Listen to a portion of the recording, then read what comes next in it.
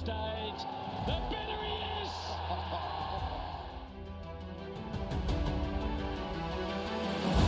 Farmers are going to triumph, and what a triumph it is. The sweet sound of the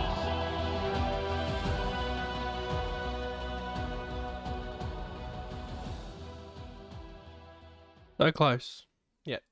So far. Essendon 10-15-75. Defeated by Brisbane 15-7-97. You know what they say. Bad kicking, bad football. We've got that in spades, Sam. How are you today? Better. Better than last week. How are you? It was a better performance, but it's still the same things are still there. That it was just we were better for a bit longer, but we're still not better for very long. Yeah, it's a weird feeling because I said to a couple of mates I was watching it with that if we just got smacked, I would have been fine. Like I would have sat there and gone, yeah, this is exactly what I expected to see. We've got Geelong, Brisbane and Melbourne. We were never going to really be, would have been tough to win any of those games. But the fact we were in it, the fact we had more scoring shots, 25-22, it's close, but that suggests that we could have at least been closer or won. Yep. Yeah. And then we'll get a bit more into this as we go, but to have some moments that just really make you go, what the hell is wrong with our players? Some of our players. And you'll know exactly what I'm talking about with that, but we will. Yeah. I think we all do. Get to that. I think for me, like you see that first quarter and you go, well, that's the standard. That's the standard, everything to be judged against from here on in. Yep. Because there's nothing to see why that can't happen. I know you can't play 4 quarters every week like that, but you have to somehow find a way to bring 3.5 quarters of that most weeks, or 3. I'm allowing slips, but to go from 4 quarters of that and then to let them kick the next 8 goals, was it, or 7 goals straight, something like that? That we just we just reverted in the second quarter. We reverted back to the week before. I was like, no, there you go, have the footy, it's yours. So yeah, after leading at quarter time, it was at least 6 in a row. 1, 2, 3, 4, 5, 6. Yeah, 6 in a row. Before Peter Wright kicks a goal that he really shouldn't kick. So, yeah. Thanks for your set shot ability there, Pete. In terms of our best players, and I'm not going to preface every single player here, but I'll preface all of them with in patches. I don't think there was one real standout across the entire game. For me, Peter Wright was phenomenal first quarter. He's probably the best quarter of football he's ever played in his life. A couple of goals in the first quarter, 3 goals overall, and looked pretty good. It confirms that he's a player for 10 years going forward as a tall forward option. And we thought that a bit last year. We saw some glimpses of that. And I saw, again, I see a player that if you put another tall forward down there with him, someone that, will help with him. And I still don't think he should ruck as much as he does, but that's another argument. But he's got all the aspects to make a really, really handy forward. He's a great mark, great pack mark. He's getting a bit more confidence about himself. He's obviously a brilliant set shot. So, he's good on the lead. Yeah. I mean, the set shot is his biggest. He's brilliant. The one he kicked about 50 out, or beyond 50 outside the paint, and he was running in from the boundary. And it just sailed through. But I think his hands are really good too. In a team though, and we'll get to more of this. I'm sorry, we're going off track already. In a team that struggled so much with set shots, it just makes you really throw your arms up and go, what the hell? It's something that I would like to bring up, the set shot thing. Anyway, we will get to that. Darcy Parish, 35 touches, 6 clearances is nice, and a couple of tackles. Zachy Merritt, 31, a goal and 4 clearances, 3 tackles. I'm a bit critical on Merritt for some things, but we'll get to that in a minute. Other than that, really like the game of Archie Perkins again, knows where the goals are. Good player. Good little player. Really liked his game. Really liked Laverde's game. I was surprised to see Lav on Danaher, and for how outsized he was. I think he really. That's another thing I'd love to discuss that. We'll get to it. But that was about it for me. I think any others there that I've missed for you? I'll tell you, I'll give For good players. a participation sort of effort award to was Sammy Durham. The old. Yeah, he tried. He tried really hard. Like I don't think he's the most skilled or the best football, but I'll tell you what, he cracks in. He puts his body on the line. He spoils. He gets into marking contests just to bring the ball down and affects that. And sometimes, look, that's great to see because a couple of guys I don't think are doing that very well. So 10 touches, 3 tackles for Durham behind, and a clearance, 1 clearance. Yeah, as I said, I don't think he's the best. He filled that role quite well. Yeah. I'm with you. Probably goes out for Nick Martin, you would think, but as a depth option, nothing wrong with his game. In terms of some of our players at the other end of that scale, I don't know who to mention first. There's two. There's two absolute standouts here. Glaring. Let's go the glaring one. Devin Smith. He had 4 touches for the entire game. 8 metres gained. 0 tackles, 8 metres gained, kicked a goal, did not touch the football for the entire second half. Surely he gets dropped. Look, this is the theory we had last year, and I'm still fully for it. Play Tex, right? If he has a shit game, at least he's a kid, and you go, righto, mate, just keep running, keep tackling, keep chasing, keep putting pressure on, and you keep your spot. Devin Smith is doing nothing like that. While we're on Tex, I just want to say I'm pretty disgusted with the Essendon Football Club for don't debut a friggin' don't ever substitute debut a player as a medical sub and watch him sit on the pine for the whole. His family rocks up. Gavin Wanganeen, who in my time was one of my favourite players, gets to rock up and watch his son sit on the bench for the whole game. Like, come on, be better. Pick another kid. Pick him or don't pick him. Yeah. Don't put him as a medical sub. Put him as the sub. Did he get on? Because we got a couple of injuries late. But does it have any time on ground for him? So 0%. No, you're right. Sorry, I'm looking right at it. Yep. Dev, for me, when he joined the club, one of my favourite. Like the fact he broke the AFL record at that time. I don't know if it's been broken since for tackles in a season. Huge. Won the club's best and fairest in his first season. Huge. Since then, and he's had a couple of injuries. That's, the redeeming factor, I guess. But he offers nothing. Doesn't chase, doesn't tackle. He's slow. He can't kick far. He can't kick over a jam tin. He's one of those. He cannot. If he's more than 35 out, I don't like him having shots. I just struggle to see what he's offering. And again, if he's playing that small forward role and you've got Tex Wanganeen, who you're probably going to get just that little bit of youthful exuberance from. Yep. Why not? Well, you got pace at least. We're not gaining anything by having Devin Smith in that side. 0 tackles, Sam. 0 tackles says it all for me. 0 tackles from a small forward. Game time as well is pretty. And 4 touches. 0 tackles is disgusting. Should be dropped. No questions. Mm-hmm. I'm with you. Now, the other one, and it wasn't so much his game other than just a moment. No, I would say it was a bit of the game, to be honest. He wasn't a great performer in that game in general, but there's one moment that sticks out, like the proverbial James Stewart. Sunshine, what are you doing? Oh. When he obviously thought he touched it. When he was running back, I just went, it must be going wide. Because he had no urgency, no interest whatsoever. Threw a little hand at it and then looked bemused when it was given as a goal. And I have no dramas with the goal review. No. There was correct. a gap. There was no evidence there that it was touched. So, James, mate, why is I'd love to be a club that have Yep. these things. Like, I remember a couple of years ago against St Kilda when Langford and someone else ran off the pitch onto the Oh, yeah, I when the remember. ball was right there. Mm, Why? remember that. Why do these? Why?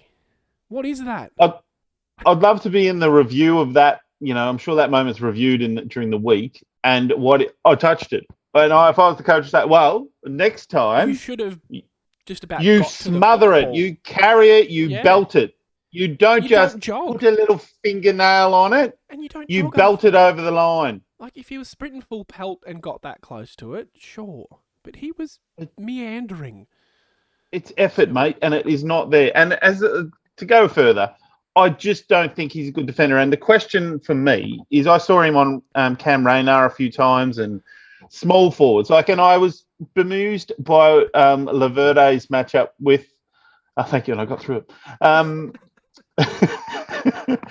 Bemused, I said it again, with Laverde's matchup with Danaher because of the size distance. Now, Laverde did a wonderful job. He bodied him beautifully, got under him, but that could have easily have turned the other way too with a few free kicks that could have been called, and there was a couple of holding of jumpers and stuff like arms around, Whereas you would think that from a height perspective and an athletic perspective, that Stewart is the matchup. Yeah. So Danaher's got 8 centimetres on Lav. Yeah. And I also, to throw that... Sorry, go. So one more thing, just to throw that a bit further, I also saw Ridley on their other tall, what's his name? Stay. Yeah. Ridley was on him. And all the time I saw Stewart, well, not all the time, because, it was a coverage and I wasn't at the game. But a lot of the time I saw Stewart on a much smaller player. And I'm like, well, if I then look at Stewart's how many meters game, because, if we're using him then to play on as a loose, that's the role, then he's going to play on the, he's going to use his kicking skills. Yeah, it wasn't much. No. 73, yeah. So that's not what he is. So what is he? Defenders really should have higher numbers because generally they're always going to be kicking the ball forward. Like, it's hard for them to go back. It's a very easy stat for them to have reasonable numbers. Yep. Yeah, I mean, if I can just go back onto Lav a little bit, because I think that's worth talking about as well. There was only one time where I went, yeah, you really weren't in the right position there, and that was he was playing about 2 or 3 metres in front of him, in front of Danaher, and the ball went over the back, and Danaher took the easy mark, and I just went, you can't, if you're going to play him like that, you've got to be behind him or on him. You can't. And on that example too, so he looked around and looked at Stewart because Stewart came behind and didn't spoil. Didn't do anything, yeah.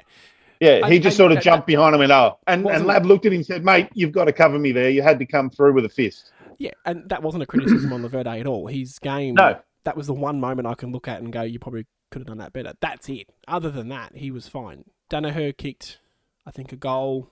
Yes, it was a goal because I commented that he never did that for us. From a set shot about 30 out, and the kick was perfect. Straight, actually. No one was going to spoil that, and that's just good use from their midfield. And other than that, we didn't really see Joe in the forward 50. He got a bit of ball up the ground.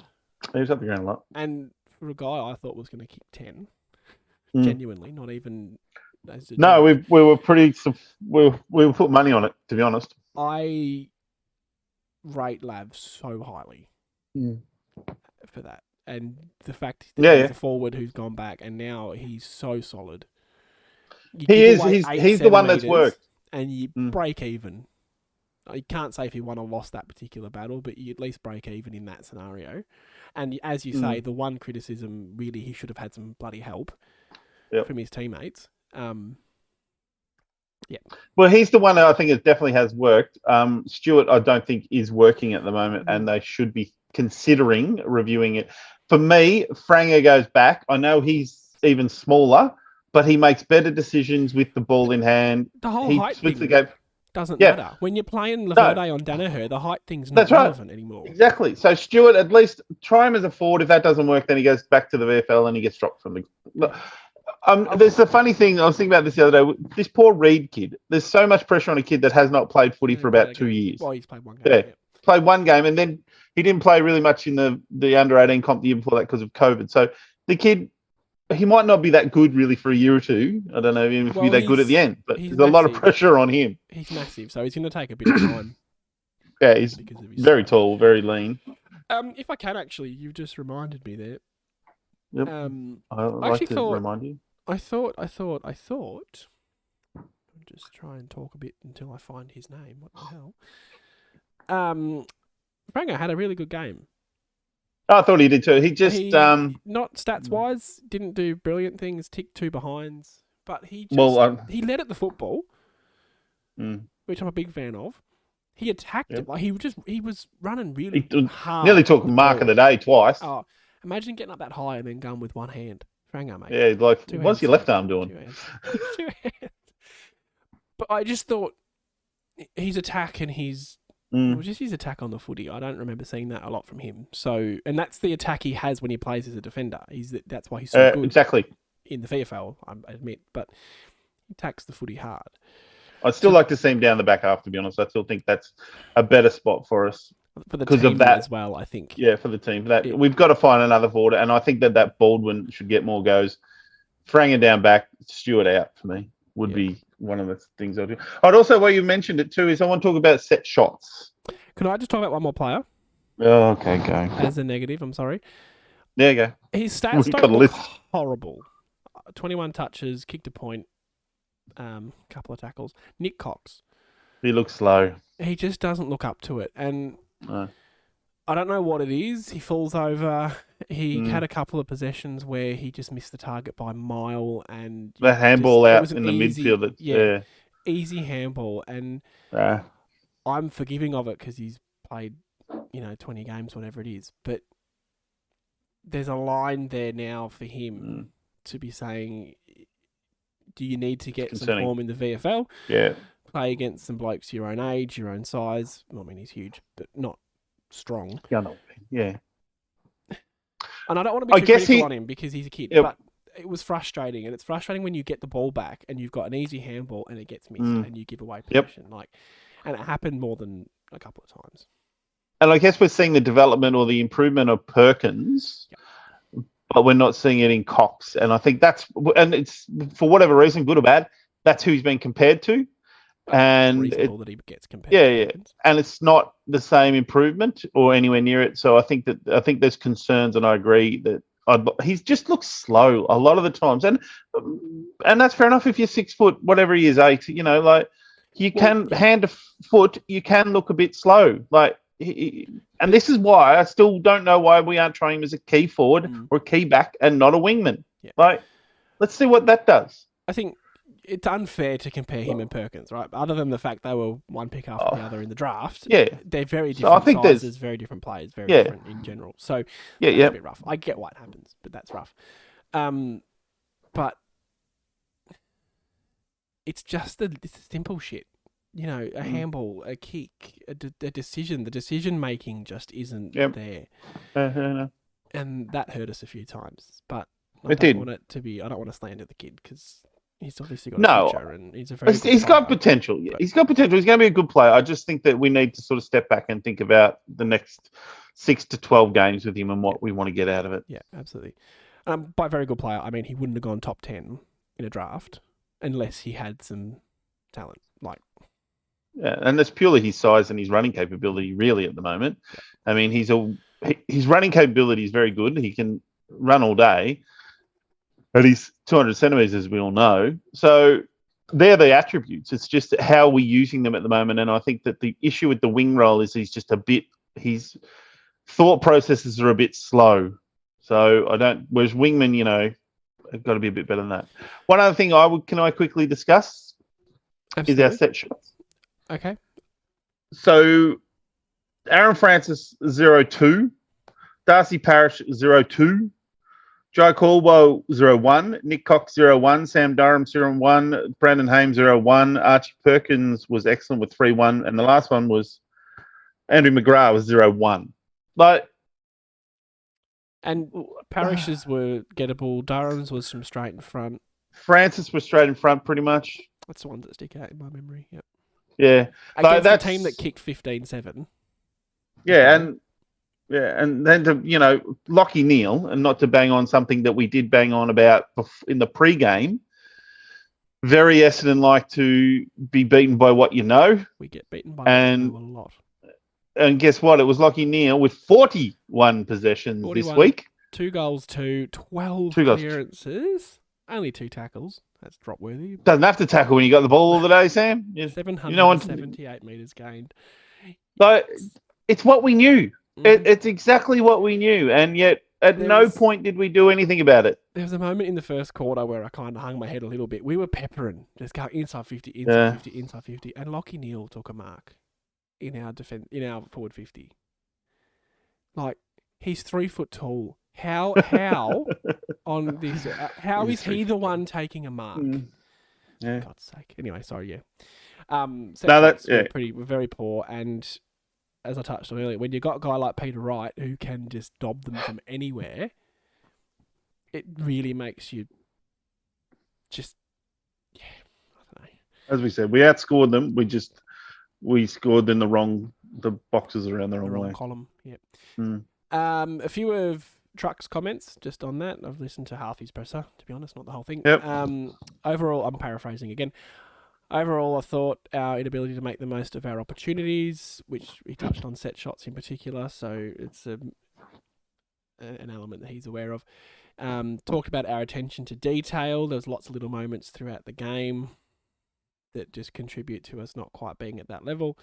And on that, I'm wholeheartedly agreed. There was a moment, I don't know what quarter, it was earlier on, Brisbane kicked the ball inside 50.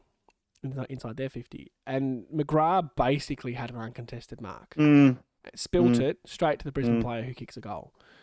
Yeah, and that happens a lot. Just that one little skill error. It's only minor. Drop the mark, whatever. Kills us. Absolutely. McGrath's another concern. I think he might have to go back to the half-back flank and just be at half decent against. But they're clearly, like, how much difference Stringer made to that midfield when he came in. And he was a little bit underdone, so he didn't have as much effect in the second half. But his first half effect was instantaneous. Like, the first clearance was his kick into the forward 50 in that first few minutes was a beautiful kick. Like, it's amazing. It's maybe even disappointing how much better he makes our team. Oh, he's a bloody good player. Yeah, he is, but wow. Anyway, hopefully if he gets a couple of games under his belt, we might actually get a full game effect and then start winning some games of football.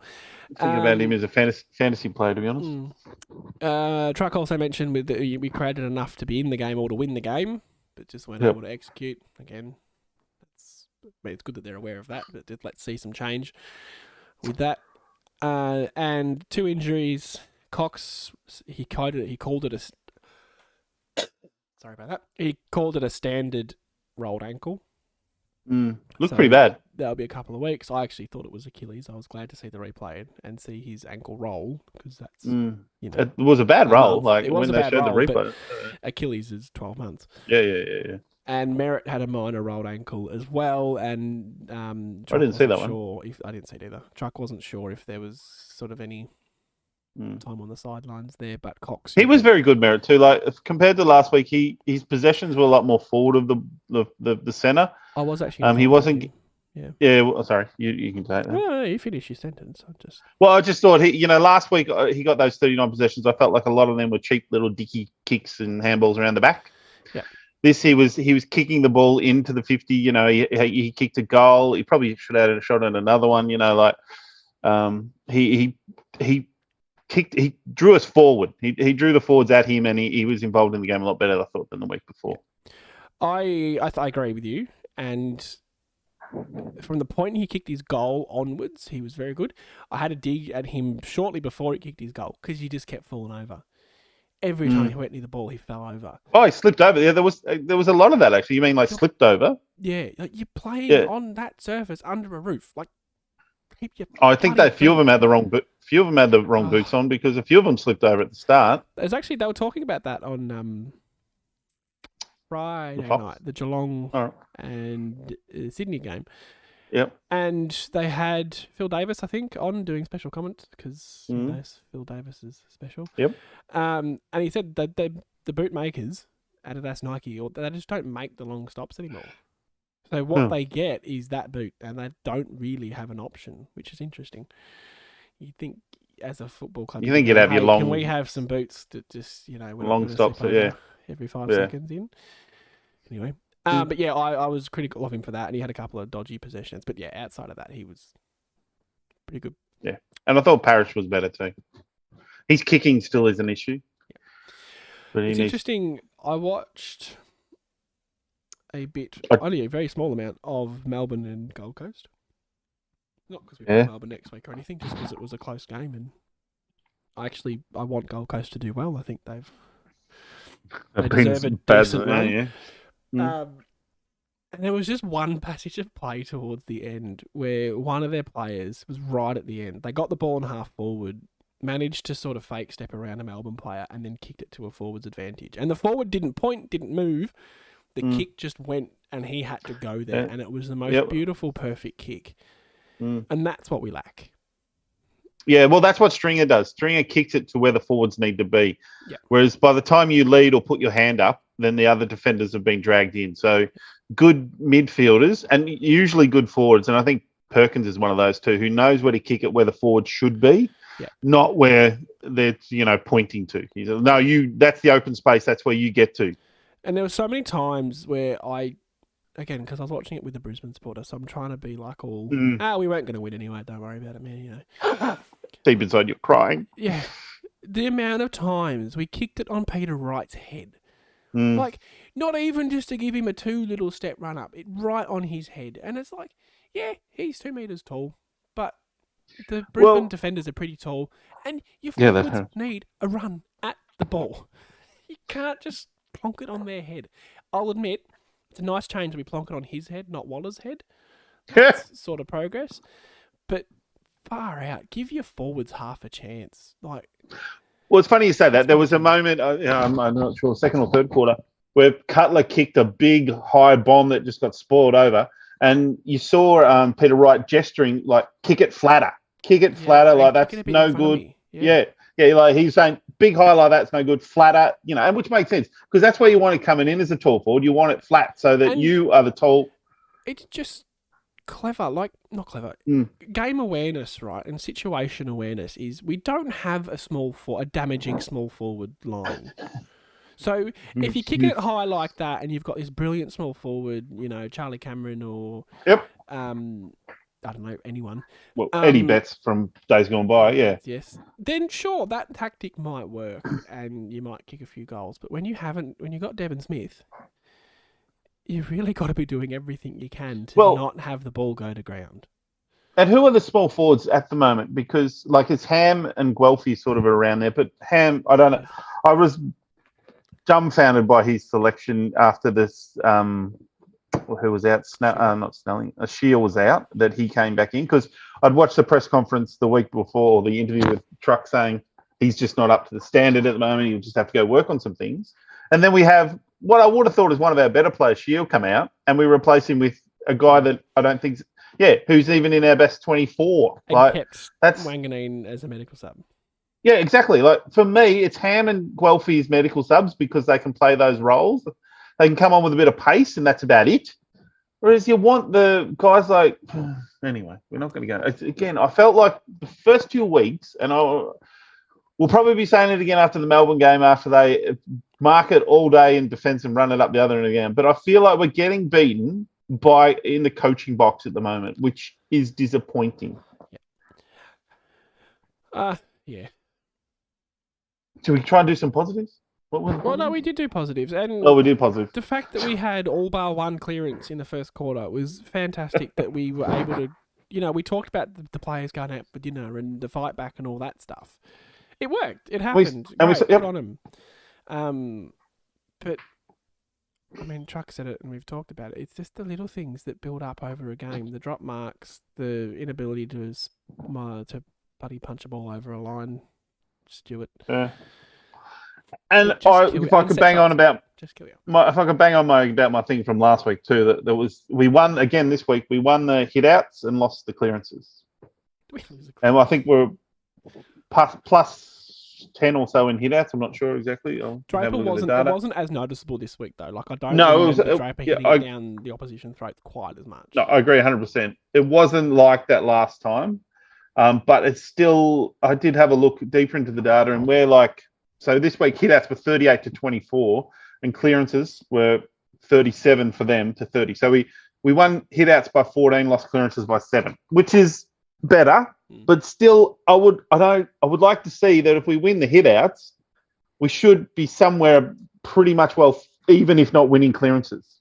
And we were winning clearances by a bit, so from In the first quarter, yeah. So they really smashed us. Probably. Dominated. Yeah. I think we won 11 in the first quarter clearances, and that to their 1. So then we've won, 27. Sorry, we've won 11. So we've won 19 for the rest of the game for them to win 36. Yeah. So that tells you. We're hitting the It's half an hour mark. It's my bugbear. Yeah, no, same. We have hit the half an hour mark. So let's. Right. So everyone should go off and have a coffee. Have a coffee. It's probably night time when you're listening to this. Well, it could be any time. We're going to release it at night time, so don't have too much coffee. We need to talk about some changes for next week very quickly, and then we need to do our votes, please. All right. Do you want to go first for changes? Sure. Cox out, obviously, just with the injury. Yep. You'd think Ham out if Shield is right. Just reverse that. Yeah, side strain, wasn't it, from Shield? So I don't know. I don't even know what that is, to be honest. I know that's bad in cricket as a bowler. How do you get a side strain?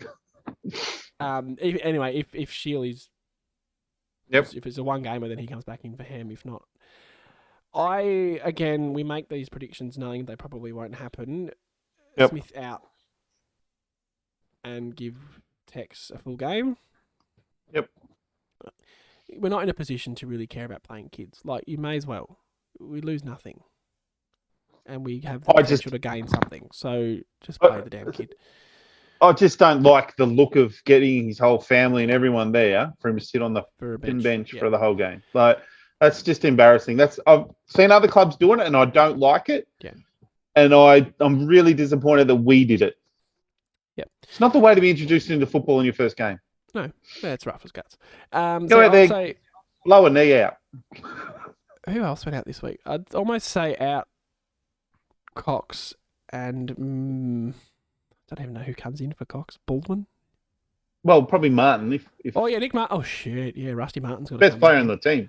Absolutely. Come on, Sammy. Rusty Martin in, Nick Cox out, and Dev Smith out for Wanganeen. Tits McGee. Wanganeen, yep. Wanganeen, yeah. I would probably go along with that. I'd also like to throw a freaking hard hammer at Stewart and throw him out and send Franger down there. I know that won't happen, but that'd be if I'm making decisions. That we're playing Melbourne, so they've got 2 talls, so that won't happen. Yeah.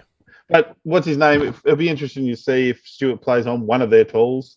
Like, he has to. I don't understand. Absolutely. Yeah, he has to. I don't understand having the point of having a 198 centimeter guy who doesn't play on tools. Like, if we're not going to have him play on tools, to bring in a smaller, more mobile, better kicking, better defending player. Like, seriously. And then I agree. I agree with the other ones. Cox and Smith out for Wanganeen and Martin. It'd be interesting to see how far away Tip and Woody is. He's apparently training a bit. The other issue is I don't think our VFL did very well. I don't think anyone stood out in that game. So it's not like we got guys banging down on the door, to like Hobbs hasn't played that well from my understanding in the VFL. Hobbs is going to get a go eventually. We were lost by 28 points to the Cats. But we were down for a lot. We were down by 40 or 50. Hobbs we fought back a bit. 19 touches, 6 tackles. I like that. That's good. That's a good stat. McDonough is the other AFL listed player there. I recognise 17 touches and 1 tackle. That's a bit crap. Baldwin did kick 3. Yeah, he comes back in then. And had a couple of tackles and 6 marks. That's nice. See, Baldwin in, Franger back, Stewart out. Voss, 11 touches and a goal and a couple of tackles. Oh, yeah, I like him. Brian, 10 touches and 14 hit-outs. Yeah. And Phillips played as well. So Phillips had 23 hit-outs, Brian 14. So we played 2 ruckmen in the VFL. I still think Brian should be in. We were on that train 100%. Okay. Just give opposition teams a bit of height to worry about and see what a flow-on effect that has to guys like Peter Wright and Stringer. Well, it's going to be really hard for Draper this week against Gawn and Jackson. Oh God, yeah. Like that's a massive challenge. Yeah. Like, massive. We'll talk about that more And- in the preview. Yeah, we can't just drag Wright out of the forward line because turns out he's the best tall forward we've got at the moment. Well, the only one, but they have to bring in another tall. All right, give me your votes, please. Making you go first because I'm really not sure about Yeah, mine yet. no, that's fair enough. No. Well, I'm going to give 3 to Peter Wright. I think he was excellent. Look, I know his first quarter was far better, but he still had a pretty good game. I'll give. It's a bit tricky. Probably, I might give 1 to Perkins, and I'll give 2 to Merritt. I know I did that around the. You did that. You did the same thing last week, and I was like, okay, 3-1-2. That's an interesting way to do it. Well, it's easier if you're to. listening, there's a new one for the Brown Lope. Very hard to work out. It's very hard to find 3 decent players in our team at the moment. Seriously. I'm glad you said Wright because I wanted to give Wright 3 votes, but it was kind of a 1.5, maybe 2 quarter performance. But I'm not giving it to Parrish. Yeah. Anyway, go. Well, I've gone. Yep, go. 3 for Wright for me as well. I think he was excellent. 2 for Perkins because I really like what he brings to the table. Kicked 3 goals. And he's I agree. Kid, so I automatically that's more impressive. It's extra points. And I gave 1 to Parrish, not Merritt. No, that's fair enough. Which there's no real logical reason for that, other than Parrish had 2 more clearances. But I just remember Parrish getting the ball a bit more than what I remember Merritt getting the ball. So yeah, no, that's fair enough. I'm going with that. Same as last week. Please get in the comments and give your votes. I haven't actually had a chance to summarise last week's yet. I apologise. I do know Nathan got 1 vote for being pissed off. That was pretty funny. Well, we had 3 votes, Nick Martin, and that was about it last week. I think we agreed. Well, yeah, there was no other. It was very hard to do a 2 and a 1. I think Perkins actually might have got a 1. Perkins, we both gave. I reckon Perkins might be equal first at the moment with 3. Yeah, we won't do any sort of what do they call it. We won't do a leaderboard. We'll just keep it hidden until the end of the year, and then we'll be able to do a massive dramatic reveal. And we have to wait another week to give the footy away because it was another loss. Yes, another week. Keeping the footy. I will admit it does look pretty good on my shelf over there, but so get comfortable with it. As I said last week, we want to give it away because we want to win some goddamn games of football. So, really nice to see some comments this week. Lots of comments on the YouTube. They keep doing that. We do interact. We do read them. And we do have a bit of fun. That's what I should actually mention very quickly, and hopefully this doesn't start playing. We asked last week, probably actually it was in the preview, wasn't it? About what have you broken? Oh, there was some rippers. What have you broken? Chairs. There was a nice chair one. So a few nice comments from people. Love to listen to the pod. Shucks, thank you. Alfred. A few years ago, Anzac Day, when we were robbed, I know the game, I smashed a plastic chair into 1,000 tiny pieces. Didn't make me feel better. That was a horrible day. Yes, that night I was still up at 3 o'clock in the morning, pissed off, if you recall. Woody the Footy said, I've smashed a few controllers playing FIFA over the years, and I can wholeheartedly get on board with that. You get quite frustrated with that one, don't you? I've done the same. And actually, that was it. I thought there was more. There were a couple of good comments, though. Alfred also chiming in saying Joe's $18 to kick 6+. And I told him to chuck a buck on 10+, but hey ho, then come off. We thought they were. Thought it was a sure thing, to be honest. Anyway, sorry, that was a bit of a tangent. Anything else before we wrap up for you? No, I guess just the take-home message was we were better for a bit more, but we were still crap a lot. Yeah, be better for longer. Be better for longer, and don't get done by what you know. Like, please. One day. Well, I mean, we'll talk about it in the preview. Don't worry about it. We know a fair bit about Melbourne, so that'll be interesting. All right. Thank you for listening. As we say, subscribe, get in the comments, win yourself a football, and we'll chat to you through the week. Go Dons. Go Dons!